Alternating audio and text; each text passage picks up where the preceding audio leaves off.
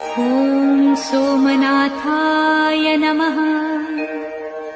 ॐ मल्लिकार्जुनाय नमः। ॐ महाकालेश्वराय नमः।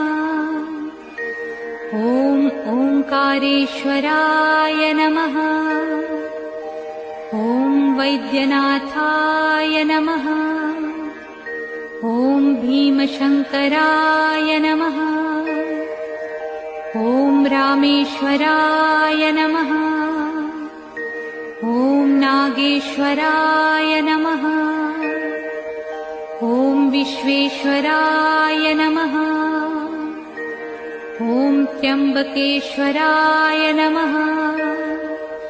ॐ केदारेश्वराय नमः। ॐ भुस्मेश्वराय नमः।